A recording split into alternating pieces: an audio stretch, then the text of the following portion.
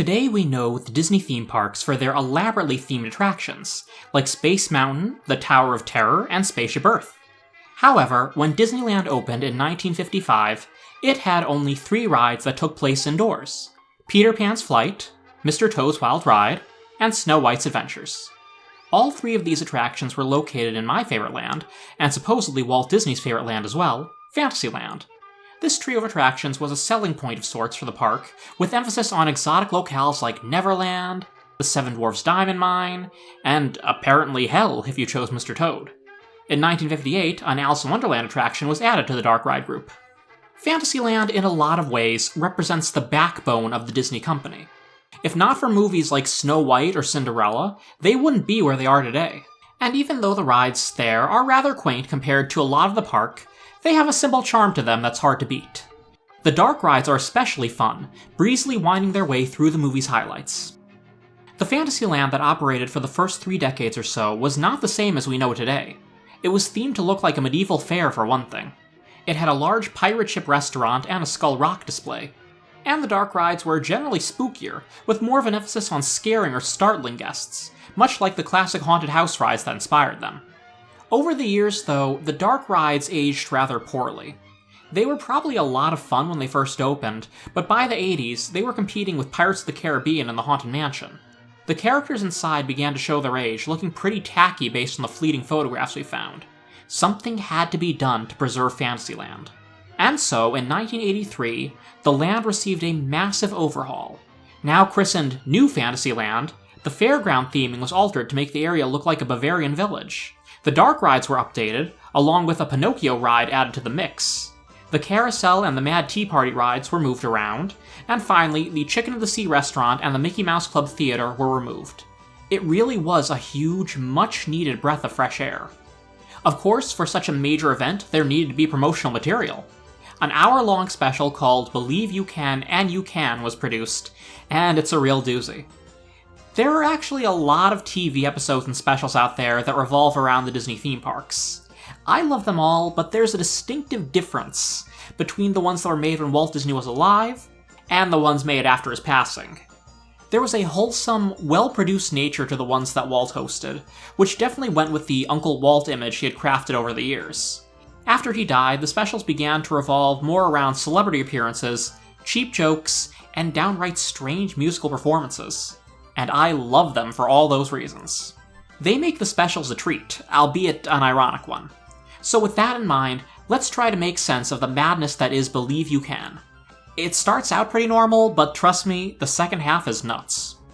The special stars Heather O'Rourke, who had just played Carol Ann in Poltergeist a year earlier. She plays another little girl named Heather, who is upset because her father has gotten a new job in Minneapolis and the family has to move. Her brother offers to take her to Disneyland one last time before they go. Since no one's about to turn down a trip to the Magic Kingdom, Heather agrees to go, at least to see Fantasyland again. When they get there, the brother basically abandons her to go meet his girlfriend at the Haunted Mansion. Whoa, whoa, whoa.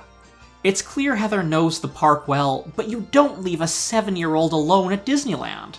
Heather heads to the wishing well at Snow White's grotto, only to find that it's down for repairs, complete with a note from Snow White herself saying that wishes will have to be put on hold. Confused, Heather heads to the entrance of the castle to find the drawbridge being raised. Fantasyland is closed.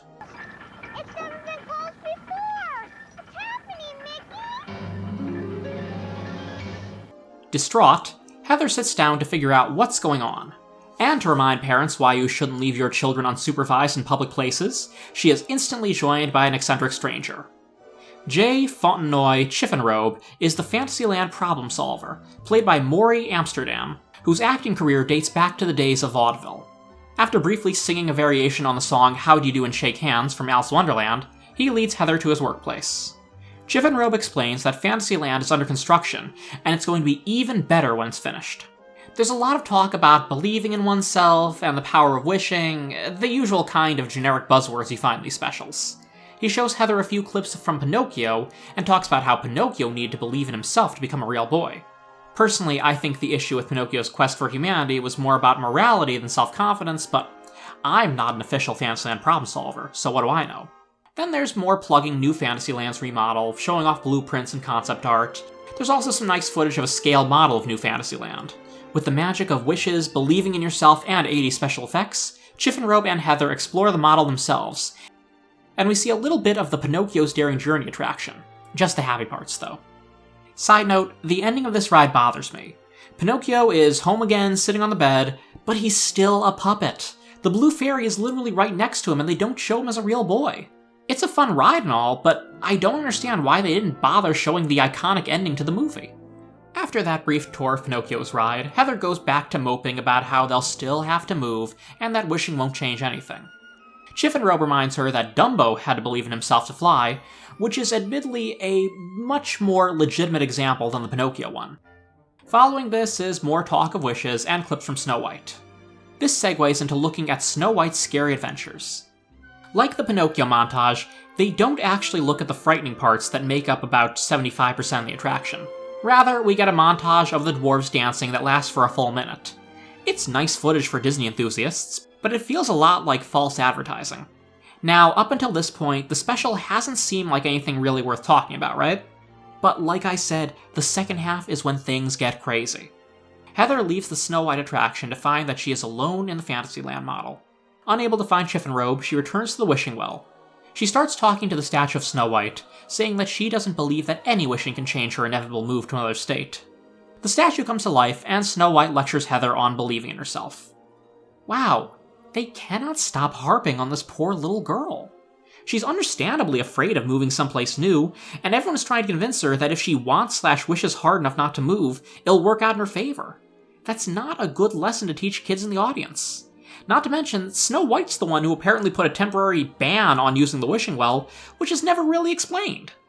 Heather heads to the Carnation Gardens next to the castle, where she sees a Believers Only sign. Throwing caution to the wind, she sneaks through and finds a show going on. The three little pigs, decked out in outrageous sunglasses, are singing Who's Afraid of the Big Bad Wolf. Pooh, Tigger, and Eeyore play backup. Chiffenrobe is the host. Disney good guys and bad guys alike have gathered to just hang out, and it feels like a proto-House of Mouse situation. Of course, this is a show for believers only, and anyone who's not a true believer will be dealt with violently by Captain Hook. Everyone seems okay with this.